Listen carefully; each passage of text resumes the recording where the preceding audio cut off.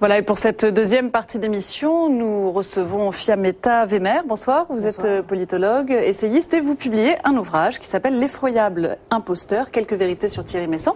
Donc ouvrage dont on va parler à présent.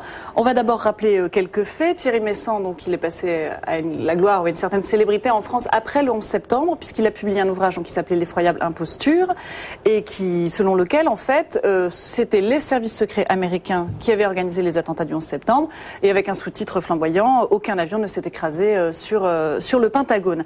Cet ouvrage de Thierry Meyssan, c'est le point de départ de votre essai à vous? Mais pas uniquement.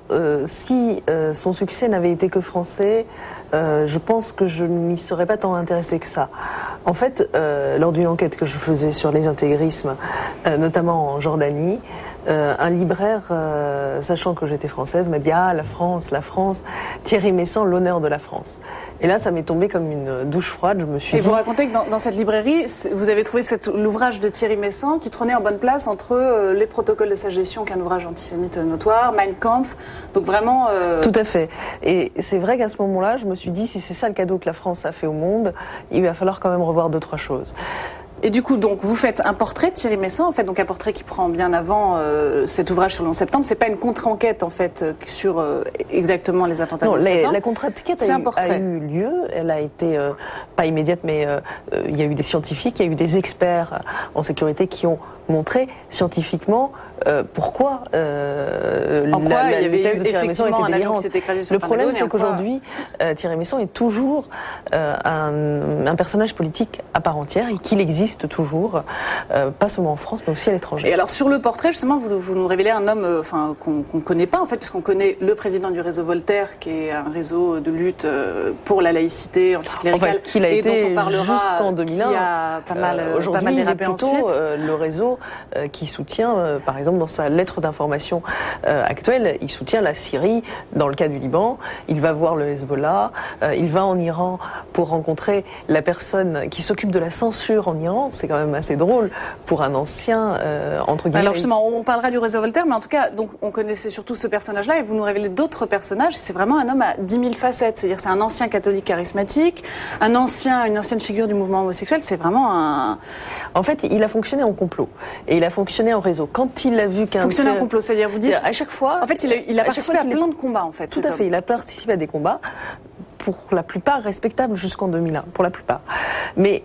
à chaque fois qu'il avait un petit réseau autour de lui et que les gens commençaient à se douter quand même que ce qu'il disait n'était pas forcément la vérité, il passait à un autre réseau, il passait à autre chose de plus fort. Et c'est ce qu'il a fait. Alors par exemple, un combat dont vous parlez, c'est le combat pour la lutte contre les discriminations contre les homosexuels. C'est un combat que vous avez partagé. Vous connaissez Thierry Meyssan et vous avez mené pas mal de luttes en fait, côte à côte. Disons de façon parallèle, c'est-à-dire que les routes parallèles, c'est des routes qui se rencontrent jamais. Elles vont un peu dans la même direction, mais elles se rencontrent pas.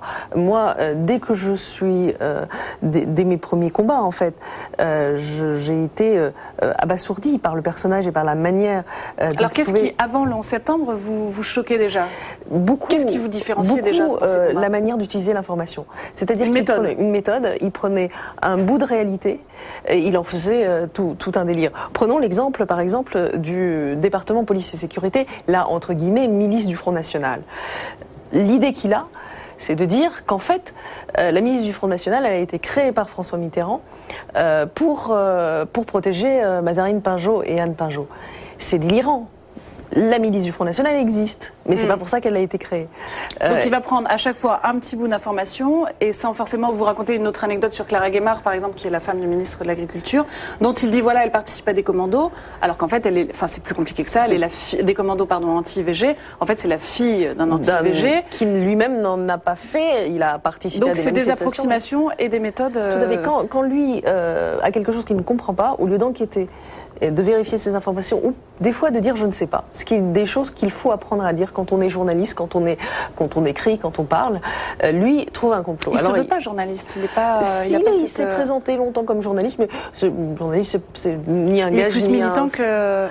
Oui, enfin, non, parce que quand on est journaliste, on est censé au moins recouper, vérifier ces informations. Lui, il dit plus. C'était une bonne nouvelle, mais malheureusement, de nombreux journalistes ne recoupent pas leurs informations. Militant ou journaliste n'est ni pour l'un ni pour l'autre un gage message positif de rigueur. Mais dans les deux cas, qu'on soit journaliste engagé ou journaliste généraliste ou journaliste d'actualité, on se doit de faire un petit peu attention à ce qu'on dit. Alors, l'autre personnage dont Thierry Messant, c'est donc le président du réseau Voltaire, donc une association qui veut lutter contre les intégrismes.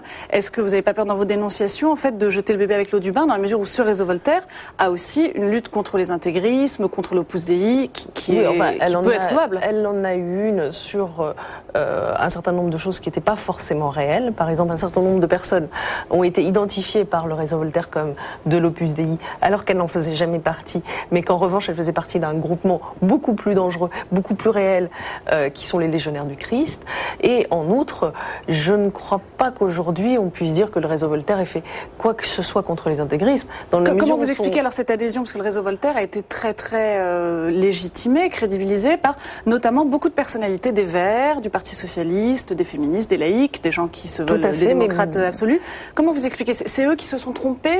Non, par ailleurs, je pense qu'il faut leur reconnaître cette chose, c'est que Thierry Messant, le 11 mars, date de la sortie de son livre, a trompé beaucoup de monde.